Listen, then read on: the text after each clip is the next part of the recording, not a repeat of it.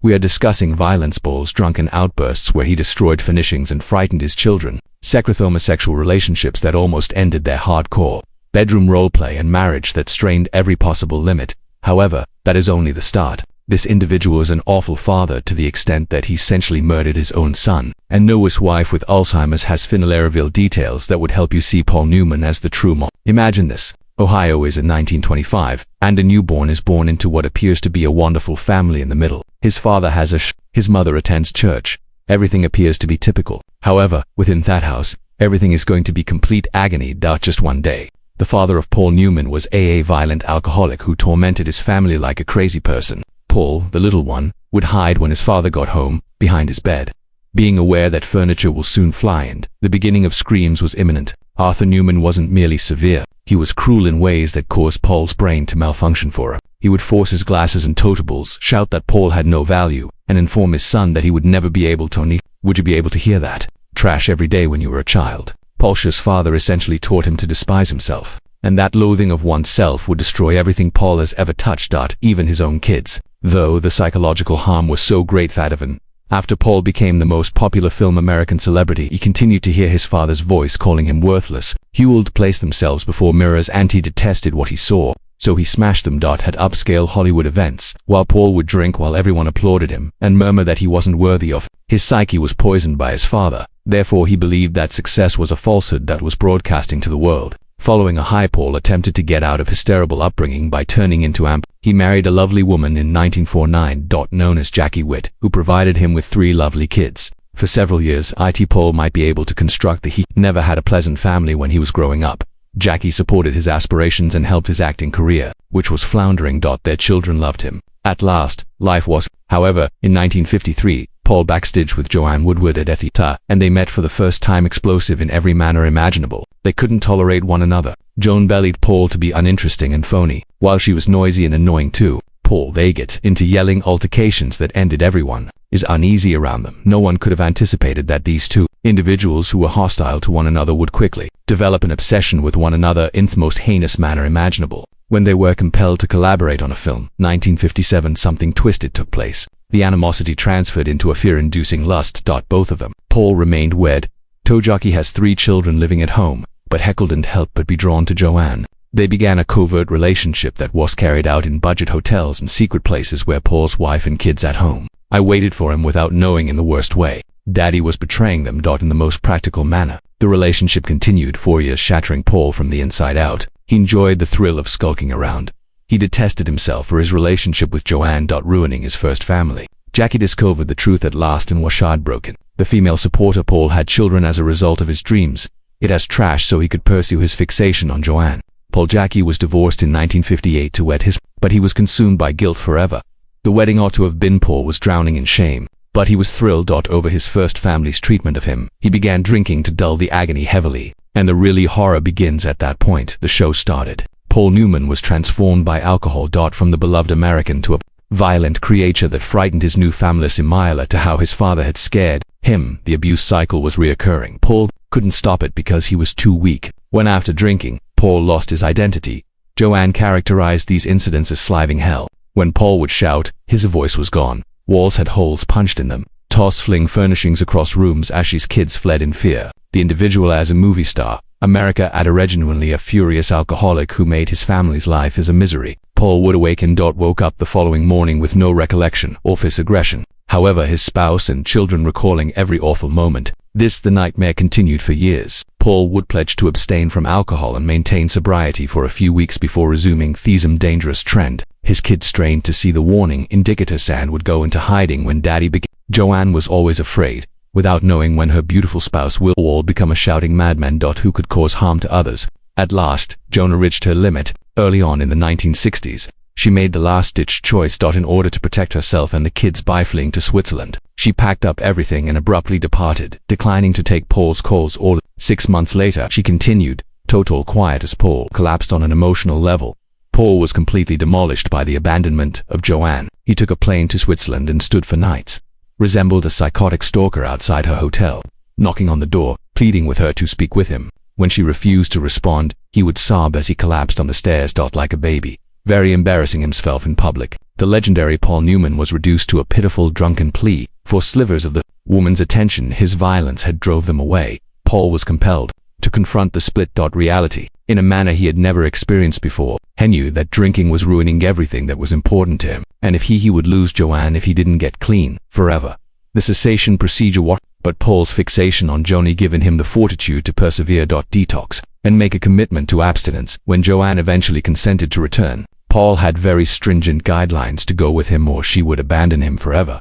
However, upon their reunion, things got more convoluted. With his head clear, Paul's sexual urge after drinking became utterly ravenous. They were having up to 6 sexual encounters per day. However, that was insufficient for Paul's illness, wishes he had to manage each and every facet of their private lives, turning their bedroom into his own warped fantasy playground that pushed all the limits. Later, Joan disclosed information that astounded everyone who heard them. Paul had an obsession with play-out situations in which he had all authority over her. He would pose as a judge, police officer, or military leader as she performed different victims. Paul would bind her, whispering, "I'm sick." With silk-carved hands, he fabricated a conversation and coerced her into situations that went on for several hours. This wasn't typical intimacy between a married couple. One person's need to dominate. Was this and extraordinary levels of control? Toto make room for these bizarre games. Paul constructed Joanne referred to the cottage in their mansion in Beverly Hills. This was a specifically created space with a lot of red velvet drapes that provided complete privacy, soundproof walls, a bed, and light trapped in sheets of black silk. It appeared like a scene from a scary movie. However, for Joanne and Paul, it was where their union was a reality. They would spend hours disappearing into this chamber as their kids figured out how to stay away and act as though they were not listening anything. Joanne acknowledged that these perverted their marriage was preserved by their sessions. Collectively, when they quarreled over processing alcohol, his envy, or his awful, they would enter the cabin to parent. And turn their rage into illness. Sexual games. Without this, she said, outlet, their union would have come to an end years in the past. However, what sort of that degree of twisting is necessary in a relationship? Actions merely to stay alive. It sounds more akin to addiction than love. The kids understood that something strange was taking place, but were too young to comprehend. When jazz-loud music began to emanate from the Hava, they discovered how to create themselves. Limited. A toddler once unintentionally, Paul screamed when someone knocked on the door, dubbed them to leave, then raised the youth music to block off any unpleasant feelings that were taking place within. Those children grew up believing that this was typical conduct for married pairs. However, even the most strong sexual fixation was unable to save Paul's worst failure as a dad. His bond with his eldest Scott, his first marriage's son, was a total catastrophe from the start. Scott, growing up in the shadow of his well-known father, always being likened to a film star that he would never be able to match. Though with the crushing pressure, Scott started acting out by using drugs and alcohol. Taking the same destructive route as his Paul attempted to assist after his father had walked, but was clueless about how to be actual father. He was either not present on to severe while he was on film shoots or establishing a bond based on conflict as opposed to affection. Scott greatly wanted his father's acceptance but only received criticism, and the separation between they increased until Scott began to tell individuals who weren't truly Paul's father at all. The catastrophe Paul ought to have anticipated the arrival of when Scott passed away from drugs in 1978, overdose at the age of 28. Paul was totally demolished, crumbling over the lifeless body of his son, and self-blame for the demise. He was aware that if he'd been a more effective father, more a comprehension as well as Scott may still be living. However, rather than taking note of Heiser, Paul just increased the sense of shame to his already perverted mentality. At this point, rumors began to circulate. Rumors of Paul's secret homosexual affairs that almost destroyed his union with Joanne. Several sources asserted that Paul was experiencing enduring sexual partnership with Amelie film star of comparable renown. The allegedly began on a movie set. It went on for several months before Joan discovered by anonymous correspondence that detailed Paul's precise location and time of arrival, meeting his partner, a man. As soon as Joan presented the evidence to Paul, hadn't attempted to refute it at all. The battle that ensued was so brutal that police were summoned by neighbors who thought someone was being killed. They heard screaming, furniture smashing, Joan Paul's frantic cries and sorrowful tears to give an explanation. The disclosure that her spouse was also everything was ruined by sleeping with men. Joanne believed she was aware of their union. Following that, Joanna lives in a state of perpetual worry, wondering what other nefarious secrets did Paul conceal. She asked him about his late-night movie watching sets and started to doubt his near relationships with co-stars who were men. Paul was, however, caught between his constructed public persona as the ideal gentleman in America and his personal preferences that he was unable to comprehend or manage the strain of leading to separate lives. His drinking and aggressive actions were still Despite all of his accomplishments, Paul Newman lived his whole life in the spotlight, feeling like a total phony. Even when he rose to prominence as one of Hollywood's top, he never thought he was worthy of any stars. Of it. At glitzy gatherings surrounded by admirers and accolades, Paul would sip and murmur that he wasn't suitable for focus. He was always making comparisons himself to actual performers such as Marlon Brando. Considering himself merely a pretty face of the fortunate person, Paul's hate of himself was so profound that he declined significant roles in films since he didn't believe he had the talent to deal with them. On movie sets, despite the fact that directors commended Paul would return to his work, trailers certain that everyone was slying to cheer himself up, he would destroy the mirrors in his changing area since he detested staring at himself, observing nothing but void behind the attractive face that brought him notoriety. His nervousness stemmed directly from his psychological abuse from the father, which had persuaded little Paul that he was useless and undeserving of affection. Evanoff, the most renowned performers in Paul's history, included his father's harsh voice in his mind,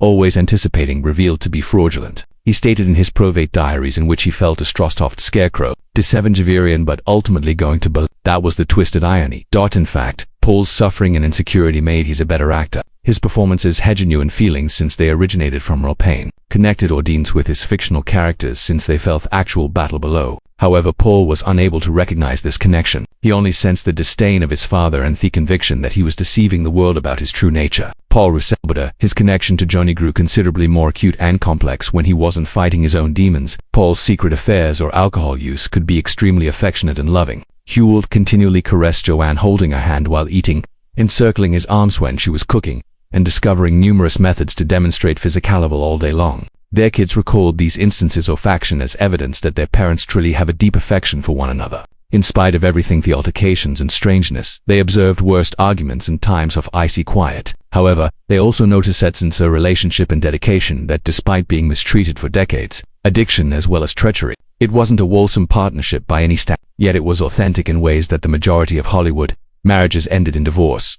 Paul Newman passed away from cancer in 2008. Joanne is left alone after 50 years of complexities in memory. The sorrow was intimidating, but it worsened when Joanne started to get Alzheimer's, which began to erase her thoughts precisely when she most needed her memory. As her health deteriorated, Jonah forgot a lot of things. However, astonishingly, Paul's memories remained distinct and vivid, even in her state of mental confusion. Joanne would inquire about Paul, where he went and when he would return. Her relatives became aware of their love had been so consuming and strong, even fatal brain disorders could ruin it entirely. The picture of the man in charge of her life was burned for more than 50 years, so firmly believing that nothing could take it out. Joanne's family today Chris on Paul's charitable work began. Uses wealth and notoriety to support causes that are important to them. The donations from the Newman's own foundation, millions of dollars, demonstrating that even individuals as deranged and difficult since Paul Newman may perform someone difficult in the world. Perhaps that's his true not the ideal union everyone was convinced, but the evidence who are injured can produce something significant if they put in enough effort. The Paul Newman and Joanne Woodward story eliminates all romantic ideas regarding Hollywood romances. There the foundation of the relationship was treachery, maintained by perverted sexual games, and almost ruined by addiction and violence on several occasions. However, in some way I tendered for 50 years and produced anything that Alzheimer's disease cannot fully. Neither was Paul Newman a hero or a ideal gentleman.